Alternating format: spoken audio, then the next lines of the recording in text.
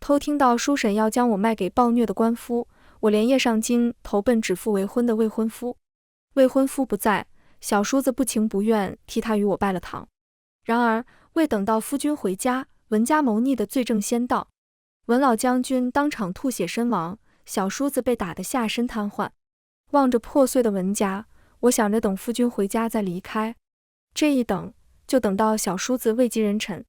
入夜，小叔子面色潮红，敲开我的屋门。嫂嫂，你晚上给我喝了什么？我身上好热。我摸不着头脑。热水，你想加什么自己加。大家好，欢迎收看达达听书。我觉得自己命实在不好。6岁上，一场瘟疫带走爹娘，我住到刻薄的叔叔家。好不容易长到16岁，叔叔婶婶商量将我兑给打死3个媳妇的官夫。为了活命，我揣着父亲留下的婚书，风餐露宿到了京城。父亲的把子兄弟就是威震四方的文老将军。老将军痛哭一场，拍板让我嫁给继承他衣钵的长子文实际。文实际不在京中，小叔子文实领替他拜堂。文实领穿着喜服，当着满院宾客的面抱柱子大喊：乡野村妇凭什么嫁给我哥？父亲，你是老糊涂了还是病傻了？这种陈年旧事还当真？他就是来攀高枝占便宜的。我今天磕死在这都不会替兄长拜堂。我垂着头，只能看见精致的绣鞋，咬紧牙关才忍下先盖头打他的冲动。文实领被五花大绑和我拜完堂，我成了文家的大少奶奶。但正如我所说，我的命很苦。成婚不过3月，二皇子呈上太子与文实际暗中勾连意图谋反的证据。太子下狱，文实际在边疆失踪，其余在边关的文家子弟全部诛杀。老将军一口血喷在抄家圣旨上，当场气绝。圣上开恩，只打断文实领的双腿，给文家留了个后。文实领替兄书写放妻书，他与我兄长面都没见过，自然不算我文家人。平日交金高贵的文小公子趴在地上，脸色苍白，还陪着笑语宣旨的太监说情。领旨太监施舍般让我去收拾嫁妆。我拼命在来时的小包裹里塞之前的首饰。文家人跪在地上嘟囔，来时和个叫花子似的，有什么嫁妆？我无视他们或绝望或空洞的目光，慌忙逃离文家。1个月后，沸沸扬扬的文家案终于告息。听说偌大的文家只剩下残废的文实领和年老的文夫人。圣上念在文老将军年轻时的功绩，特许2人住在将军府。夜深人静，我从后院外的大槐树爬进院子。看守的官兵已经撤离，空荡荡的府邸没了往日的辉煌热闹，凉透的廊灯随着风在黑夜中轻轻摇摆。我直奔老夫人的屋子，将带走的细软交还给她。老夫人，至少留点银子傍身。不过1月，老夫人却老了10岁，保养得宜的双手增添许多伤口，在桌上摸索几下才牵住我的手。好孩子，你就算不回来，我都不会怨你，只庆幸没害你一条性命。夫君先去泉下向你父母致歉，我和石玲也活不久了。老夫人把财物推回，蹒跚着打开衣柜，露出里头睡着的孩子。我认出这是二房叔叔家不过3岁的长孙女文逢情，只求你可怜，别让这么小的孩子也沦落到烟花之地。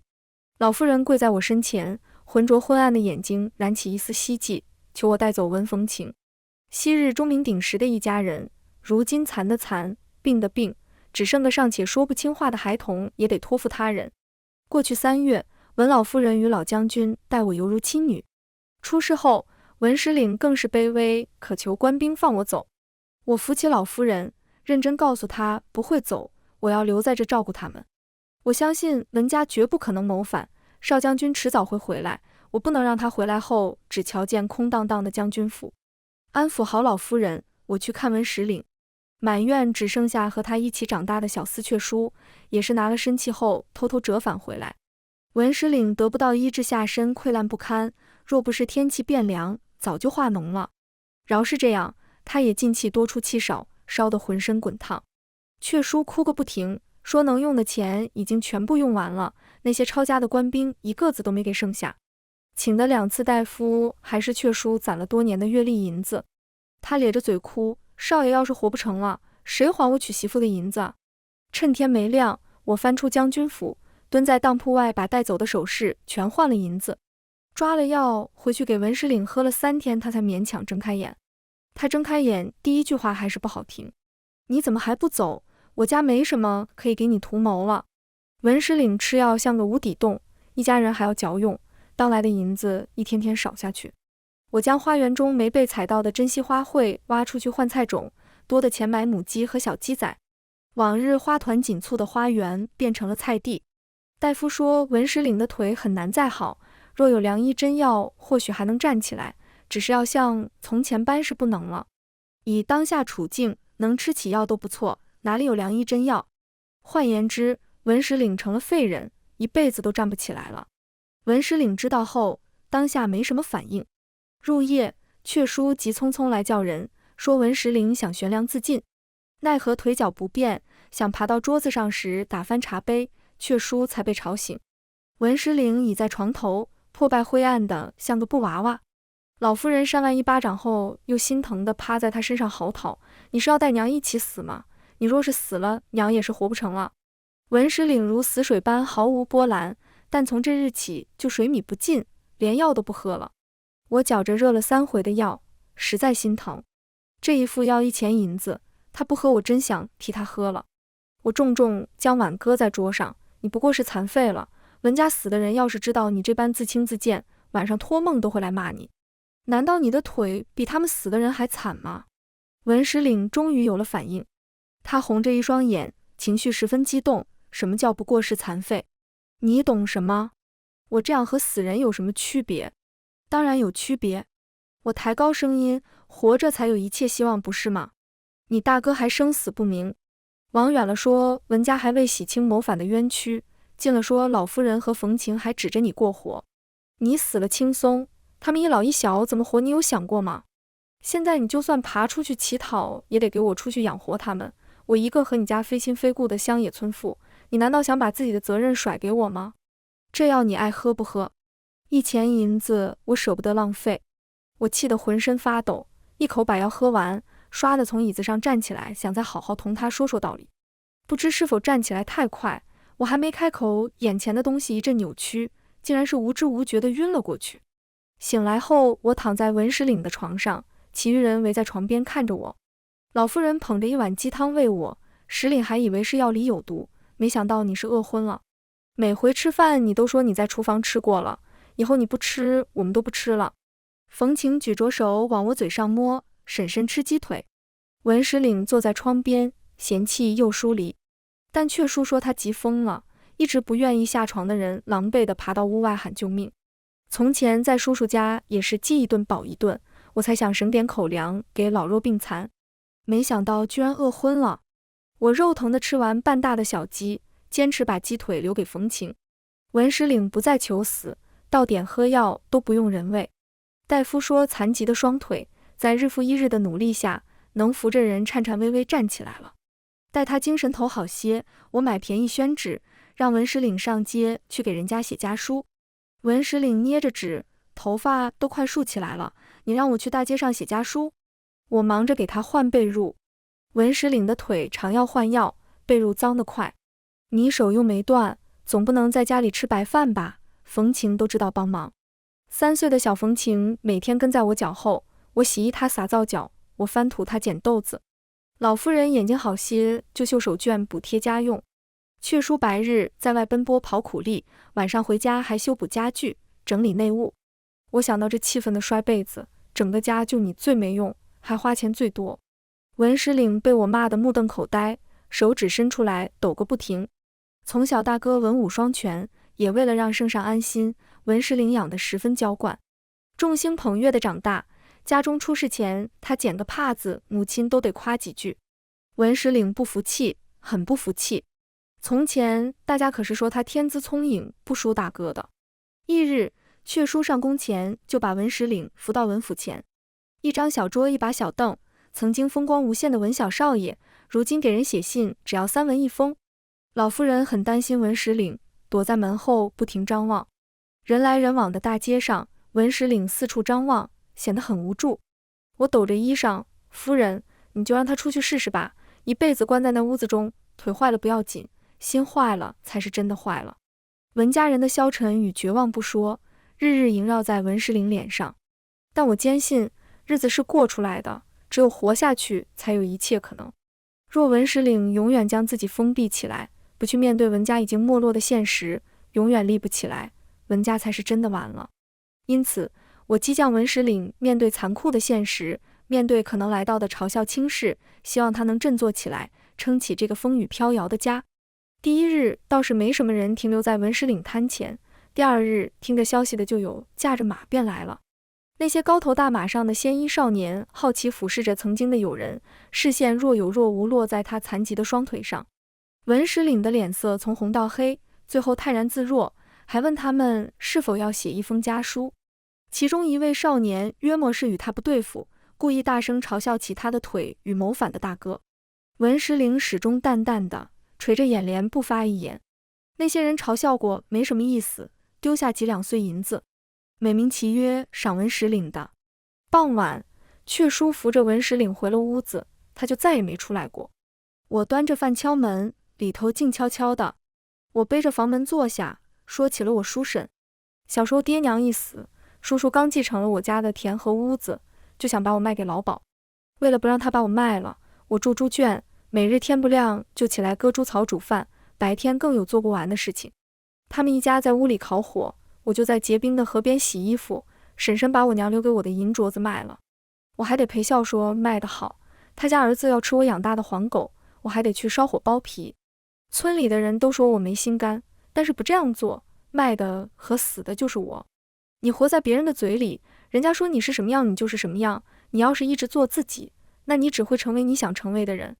说完，文石岭还是没回应我。我扑扑屁股上的灰土，站起来准备走。屋门吱呀一声从里头打开，文石岭扶着门痛得满头大汗。他白着脸丢给我几两碎银子，叽里呱啦说什么呢？我今天赚了钱，明日你上街买点肉吃，瘦的和竹竿没两样，等等又昏倒了，我可不喊了。院中的菜蔬接了一批，老母鸡下的鸡蛋也攒了一小筐。月上柳梢头，宛如银月盘。中秋这日，我将攒的鸡蛋蒸了一大碗，又做了几道新鲜蔬菜。我们5个人围坐一桌，愁云惨淡的文家，难得有了点笑声。老夫人挖了一勺蛋羹先给我，我们能活到今天，都是治水的功劳。我羞赧地攥着筷子，文石岭也给我夹了一筷子菜，轻轻说了句谢谢。吃完饭，文府来了个客人，拢着戴帽披风的少女在后门敲了半晌，我开门被她的美貌闪花了眼。肤如凝脂，貌若天仙。阙书认出了她，惊喜，与刘小姐。杨于柳，户部尚书嫡女。从前文家没出事前，杨于柳与文石岭有青梅竹马的情谊。府中人都说老夫人有与杨家结亲的想法，只是后来出事，杨家避之不及，却不曾想杨于柳会漏夜而来。杨于柳一见文石岭，水汪汪的杏眼就流出2行清泪。石岭哥哥。文石岭坐在椅子上，局促地扯衣裳盖住自己的腿。杨于柳哭诉自己想来看望他，却一再被父亲阻碍的事情。文石岭笨手笨脚地安慰着少女。杨于柳不仅来，还带东西，绫罗绸缎，精致糕点。他连着来了3天，就带了3天礼物。我对着烛火缝补冬衣，老夫人抚着精细的布料笑道：于柳这孩子真是有心了。旋即他又惋惜，可惜这么好的东西，我们现在都是用不上的。绫罗绸缎轻薄柔软，却不保暖；糕点精致小巧，却不能果腹。于现在的文家，这些东西再精致，都不如厚实的冬衣或者1担米实用。这些话老夫人没说出口，我们却都懂。我犹豫再三，斟酌开口：杨小姐每日都这般乔装而来，真的只是来看石岭吗？老夫人听出言外之意，面色变幻。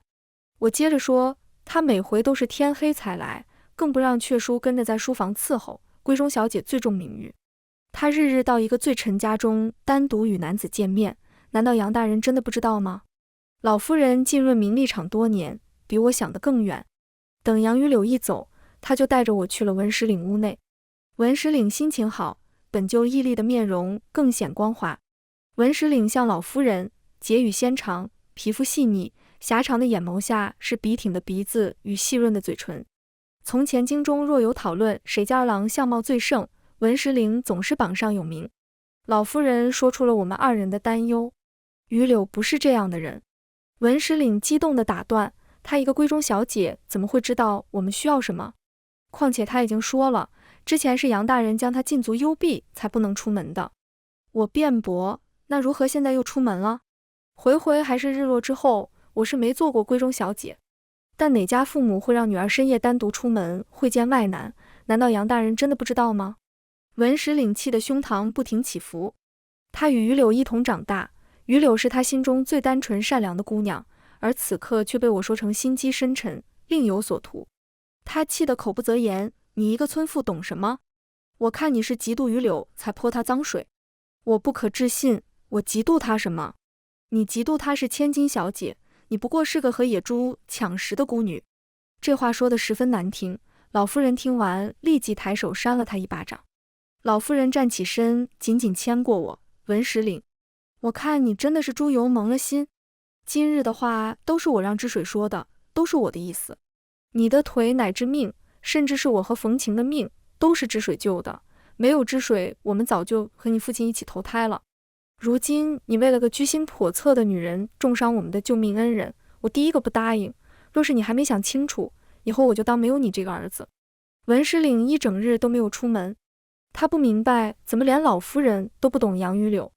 他看着于柳长大，还不知道她是个多好的姑娘吗？杨于柳照例天黑后提着一些糕点上门，文石岭的心情才好了一些。他看着杨于柳笑意盈盈的脸，同他一起说起小时候的趣事。情到浓时，杨于柳将头轻轻靠在他肩上，我总是想起小时候与你还有实际哥哥在一起的时候。文石岭的思绪也回到了小时候，不知道哥哥如今在哪里，是不是还好好活着？他感受到杨于柳的手轻轻附在他手上，身上传出淡淡的幽香。杨于柳轻轻说道：石岭哥哥，听说文家有一块连圣上都不知道的先帝赏赐的兵符，是真的吗？京中下第一场雪时，教坊司忽然来了一群人，不由分说要抱走冯晴。老夫人在争夺中昏倒，我被用力压在地上，领头的男人恶狠狠捻着我的手指。冯晴在他怀中不断挣扎，嚎啕叫着婶婶。文石岭扶着墙半爬半跳，艰难挪到我们身边，用尽全身力气才推开踩在我身上的酷吏。他将我护在身后，血顺着两人的指缝流进他手心。文石岭声嘶力竭问他们到底想干嘛。男子冷笑，将冯晴丢在地上。我倒是想问问文家想干嘛，私藏逃奴，看来是连后都不想留了。电光火石间，我们都瞧见男子腰间的腰牌，赫然一个杨字。冯晴哭着缩在我怀中，站立不止。文石岭反而平静下来，他冷静地说：告诉杨大人，不必为难我家人，他要的东西我似乎有点印象。当夜随着杨于柳一起来的还有几个大夫和一把轮椅。杨于柳走时笑靥如花，嗓音甜美：石岭哥哥，那我等年后再来瞧你。门一关，回身的文石岭眼眸中的阴沉狠戾几乎凝成实质，要滴出水。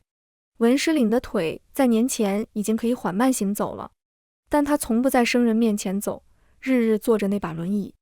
文府过了第一个寂寥的年，我与文石岭之间默契的没有提那日杨府到底要什么东西。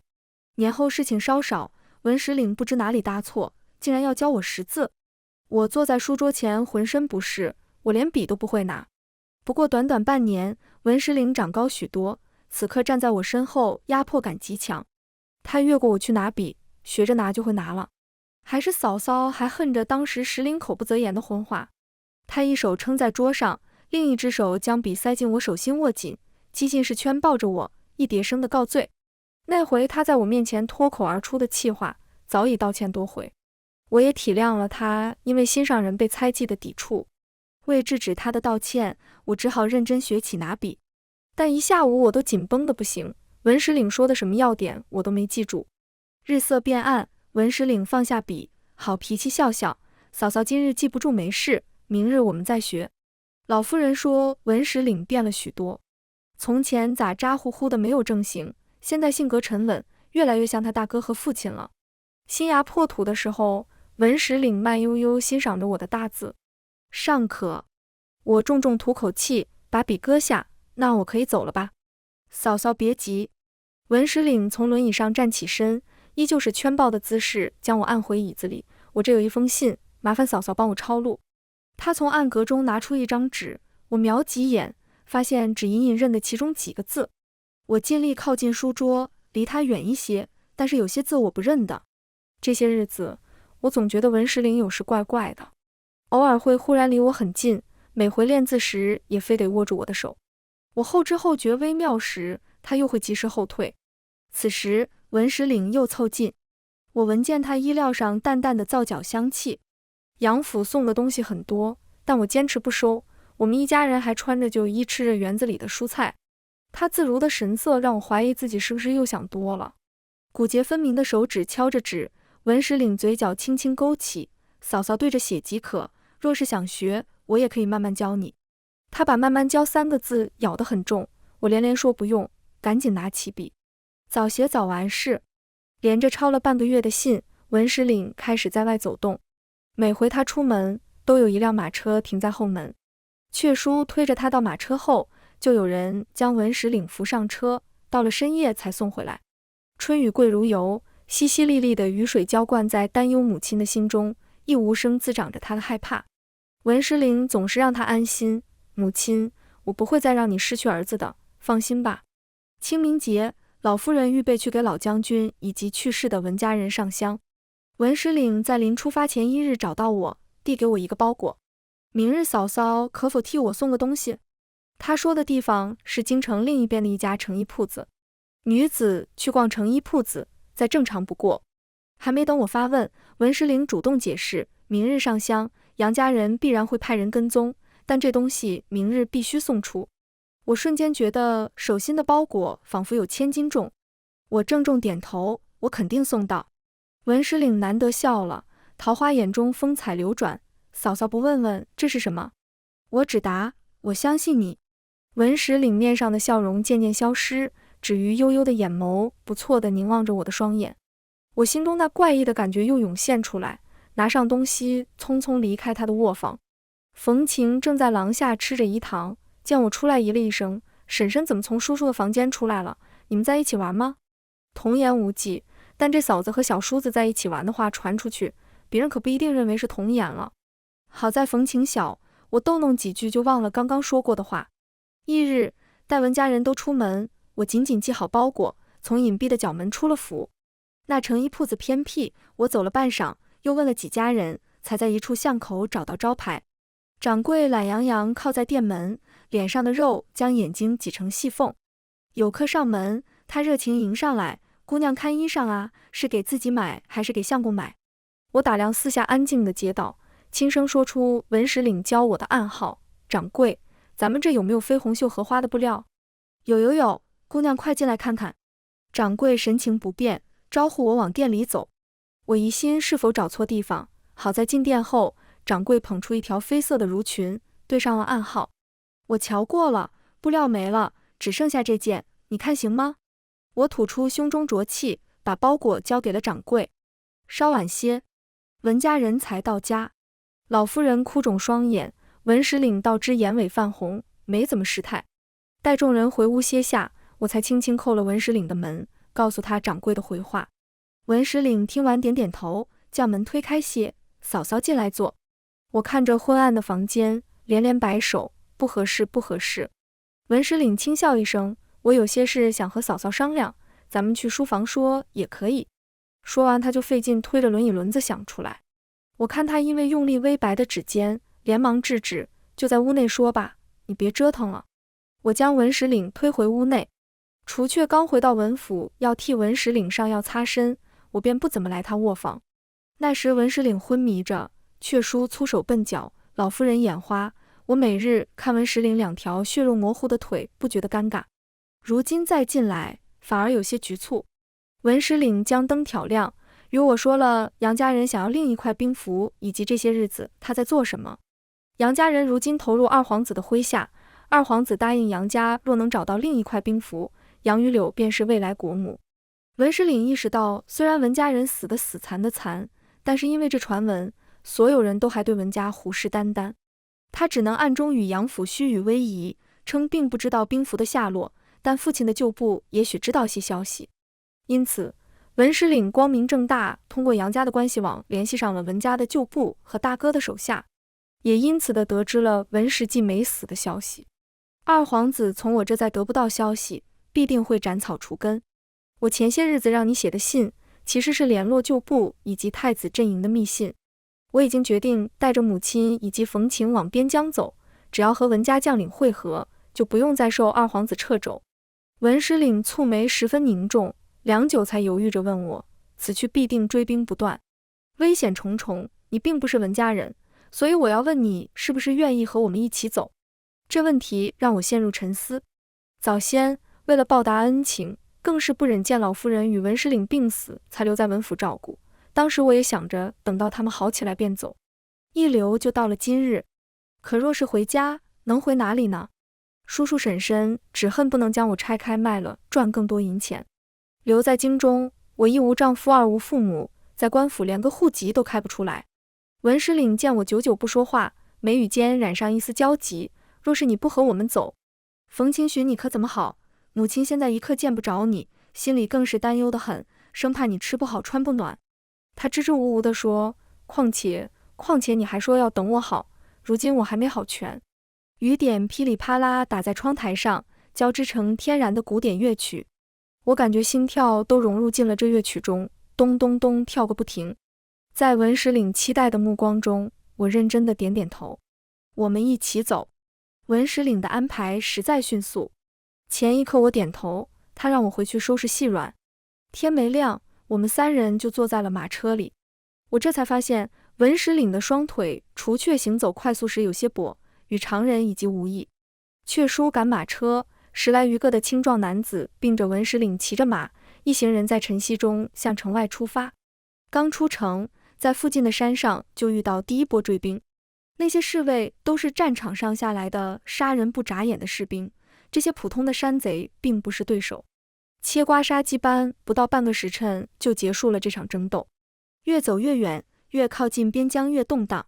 护卫在追杀中只剩7个，我与老夫人从一开始的心惊胆战，也渐渐习惯。最危险的一次，我拿着匕首插进闯进马车的杀手的手背，将他钉在车壁上。只剩1日的路程就可以与文家将领会合。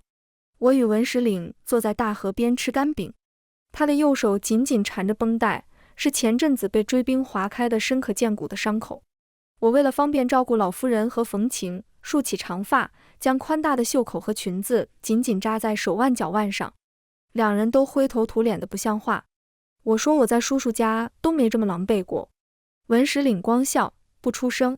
我用手肘别他，你是不是想说我刚来文府的时候比这狼狈多了？文石岭结实不少，推他身形都不晃。他陷入回忆，你刚来的时候蹲在府前，我心想哪里来的穷亲戚打秋风？结果你拿着一封破信，父亲就说要把你嫁给我大哥。我快气死了，大哥可是我最崇拜的人了，我就同父亲说你又丑又穷，凭什么嫁给大哥？结果他不仅把我打了一顿，还让我替大哥和你拜堂，我就存心让你难堪，在婚礼上大闹，本来想让你自己也闹一场，没想到你还挺能忍。想到那日婚礼文石岭抱着柱子大喊的模样，我也笑了。那天我恨不得把盖头掀了去打你，但是想到不忍就得回家嫁给老官夫，我就能忍了。文石岭伸手拂去我头顶的柳絮，后来我发现你偷偷给生病的小丫鬟银子让她去看病，我觉得你这人不坏，因此抄家那天不想让你替文家陪葬。没想到还是个傻的，人人都避着文府走，你还回来帮我们。我知道可能再也走不了的时候，真想一头撞死，但你训着训着还在我面前饿昏了，我觉着不能辜负你省的这点油水，还是活着吧。微风吹过，带来6月的一丝躁动。文石岭眼中是我不明白的深沉，结果你告诉我不仅得活着，还得好好活着，才有一切可能。我当时真想抽自己几个嘴巴子，怎么一开始瞎了眼，觉得你丑且穷，你嫁到我们文家真是我们高攀了。他说的情真意切，我耳廓听着听着滚烫起来。为了缓解气氛，我伸出手离他脸颊很近，那我现在赏你一巴掌，不然都对不起你骂过我的话。文石岭握住我伸出的手，在我来不及反应时轻轻用侧脸贴上。好嫂嫂，你就放过我吧，等我们安全了你再好好教训我。柔软细腻的触感萦绕在指尖，轻轻攥着我的手却滚烫坚定。我飞速收回手，哽着喉咙半晌才说，可我是你嫂子。文石岭被我的话逗笑，长长的睫毛闪了闪。他用纸背擦擦我脸上的尘土，声音柔和，等安全了，我们再说你是不是我嫂子。我的命果然很苦。坐在车上，都已经瞧见孤城的城门。忽然斜刺里冲出10来个人，刀刀致命地往文石岭和其他人身上招呼。他们身手较之前的追兵好太多，招招往人命门砍。拉车的马儿被一箭射死，车厢不可控制地侧翻倒地。一切发生得太快，老夫人没抱紧冯晴，她似个皮球在车内滚了2圈，掉出了车厢。我捉了几下都没扯住她的衣角。听着外面的刀剑声，我咬牙让老夫人别动，冲出车厢抱住大哭的冯晴。哭声吸引了杀手，我只来得及将冯晴抛回车内，笨拙地就地一滚，躲开致命刀刃。我爬起身不敢回头，拼命往前跑。恍惚中我听见文石岭叫我的名字，但身后破空声已经太近。我认命闭眼，准备迎接死亡。噌！突然一支箭矢自远而来，直入我身后追兵眉心。他瞪着眼倒下，我不可置信望向孤城方向。一支装备精良的队伍正向我们这边冲来，高高举起的军旗上赫然印着的是文字。文石岭，你快看！我兴奋地大喊。杀手见刺杀无望，纷纷四散逃窜，被赶来的士兵狠狠按在地上。随着士兵骑马而来的将领待捉住所有杀手，才下马揭开头盔。头盔下是年轻的一张脸，和文石岭十分相似。老夫人先反应过来，蹒跚着上前确定，石记，我的儿，是你吗？文石记听见母亲的呼唤，急行几步接住了老夫人。母亲，是我。我呆愣地看着阖家团圆的场景。文石记，是我那个已经失踪的夫君吗？原来文石记不是失踪，而是听到消息，带着文家子弟先躲了起来。之前死的都是替死的战俘。文石记带着文家的亲卫东躲西藏，直到文石岭通过密信传来消息，他便带着人占领了孤城。接下来的事情我并不清楚，文石岭兄弟让我们3人待在孤城。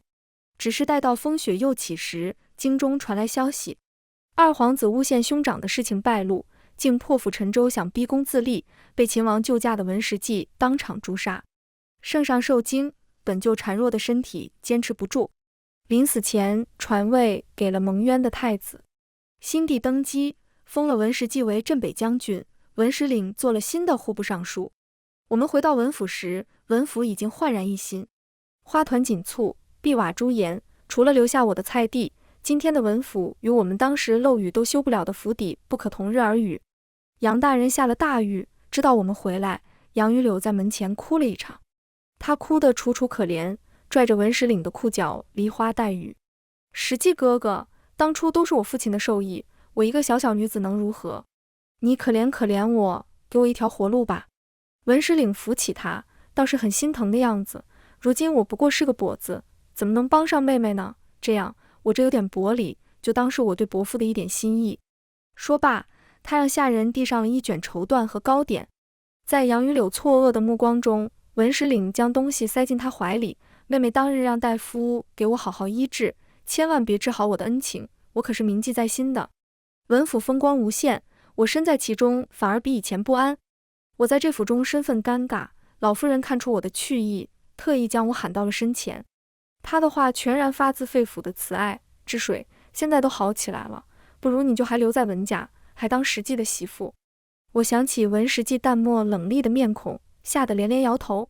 那种杀神睡在枕边，我都怕杀气搁着我。石林已替兄给我写了放妻书，我自己出府做点小生意也很好。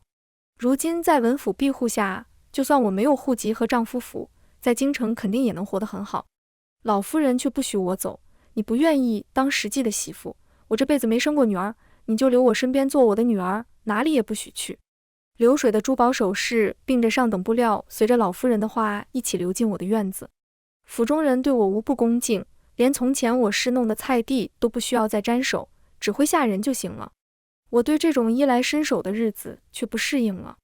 走到哪里都有人恭恭敬敬喊我句知水小姐，但想做什么都会被下人阻拦。我烦闷地用柳枝抽打水面，偏偏这会儿还有人来讨嫌。小厮恭恭敬敬说：“二公子说小姐若是有空，晚上想喝姑娘烧的汤水呢。”我气得把柳枝丢进水里，呵，回家就是吃饭睡觉，我这是客栈吗？要喝汤是吧？我在厨房舀了勺热水在汤罐中，让小厮立刻给文石岭送过去。小厮捧着热水欲哭无泪，这不好吧，姑娘，这就是热水啊！我烦躁地挥挥手，送去。他就有这怪癖。发泄完心里舒服不少，回到屋内盘算着明日再和老夫人说说我要走的事。刚吹了灯，屋门就被叩响。我拉开到门缝，看见文石岭在月色中微红的双颊。嫂嫂，晚上你给我喝了什么？我感觉好热。这人莫不是没事找事？我冲他翻了个白眼。热水，你想喝什么可以自己加。喝热水若是能喝出事才有鬼了。我正想关门，文石岭顺着门缝挤进来，还贴心地把门合上。哎，你！暮色四合，屋内没点灯，什么都是模糊的，能感受到的只有文石岭身上散发的股股热气和略微沉重的呼吸声。我紧张地咽了咽口水，向后退一步，撞上了桌子。桌上的茶杯发出清脆的倾倒声，接着是咕噜噜的滚动声。我下意识转头想去接杯子，文石岭同时伸手准确捉住我的手臂，制止我逃窜的动作。他低下头，声音轻柔缱绻，我听母亲说，他还想让你做大哥的夫人，被你拒绝了。近在咫尺的气息压迫感很重，我硬着头皮嗯了一声。为什么？我之前是没得选才嫁给你大哥，如今没人能逼我，我自然得选个合心意的。文石岭长长的哦一声。我感受到手臂上的禁锢松开，还没松口气，他的手转而摁在我的后背，将我往前推得更近。气息交缠，我几乎觉得文石岭只要再推一寸，我们就要吻上了。好在文石岭停了力气，那嫂嫂觉得什么样的才合心意？无论我怎么用力，撑在背后的手都一动不动。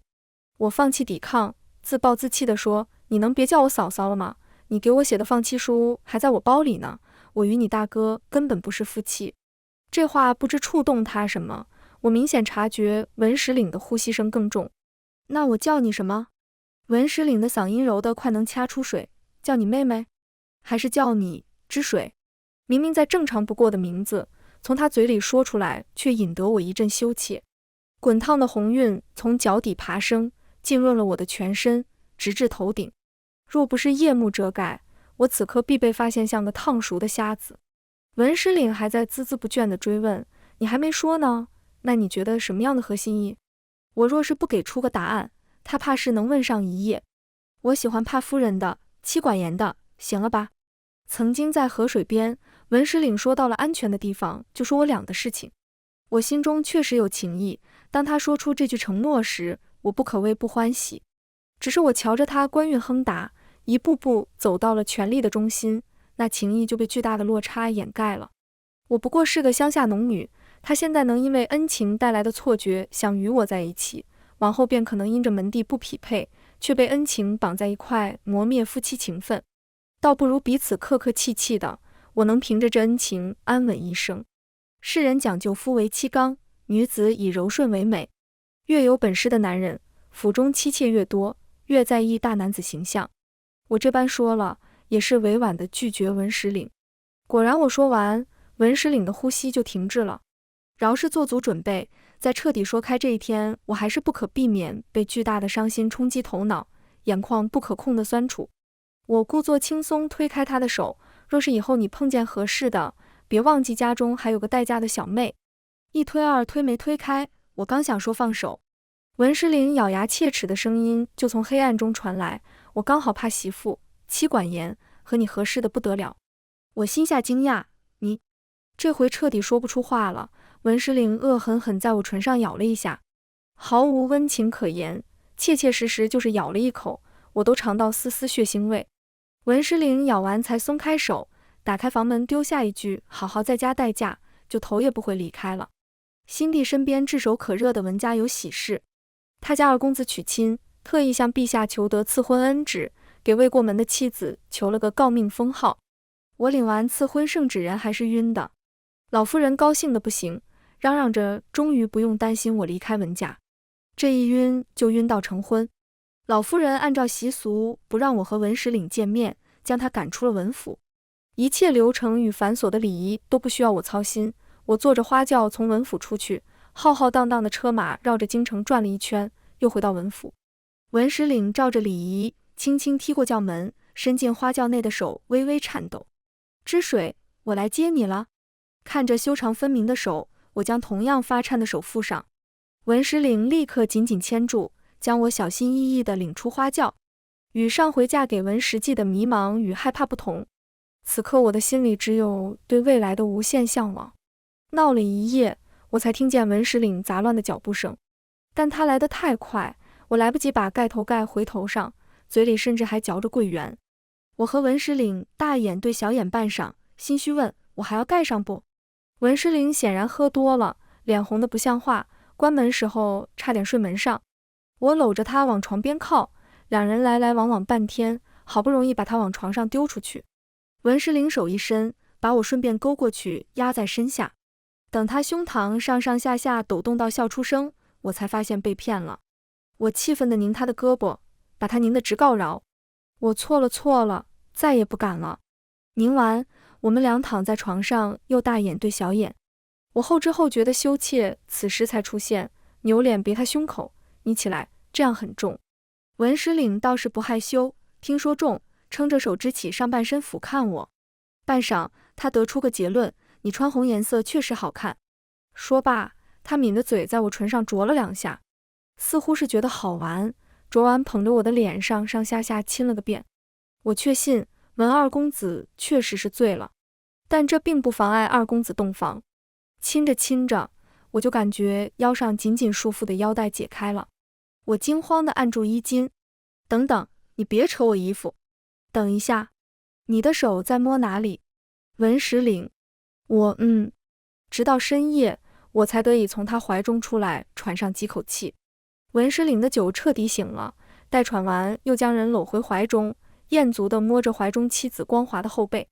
我困得眼睛都睁不开，他在我耳边絮絮叨叨，什么都听不清，直到他说：我在外面给你盘了个铺子，你想做什么都可以做，不用日日在府里待着。我立刻瞪大双眼，支起上半身。什么？文石岭对着走光的被窝吹了声口哨，被我一掌打了回去。他捂着脸还笑嘻嘻的：我瞧你在府里闲着是要待出病的，所以买了个铺子给你做生意。我捂着被子：可是你的妻子若是在外做生意，会不会被同僚嘲笑？文石岭将我拽回怀中，安抚的轻拍：别怕，你想干什么就干，天塌下来有我顶着，我只希望你永远开开心心的，不要再有烦恼。后背的手温暖有力量，我心中泛起层层涟漪。阿爹阿娘，你们给我定的娃娃亲真是太好了，如今我再也不是谁都可以欺负的宋之水了。我搂住文石岭的脖子，亲昵地蹭蹭他的脸颊：谢谢你，文石岭，遇到你是我这辈子最幸福的事情。文石岭受用地享受了我的依恋，手却不安分地往下滑。大恩不言谢，夫人就身体力行地感谢一下吧。不是，你还不睡觉吗？夜色朦胧，我们的光明未来却才刚刚开始。全文完，达达听书，感谢您的观看，每天上新精彩小说，喜欢就订阅吧。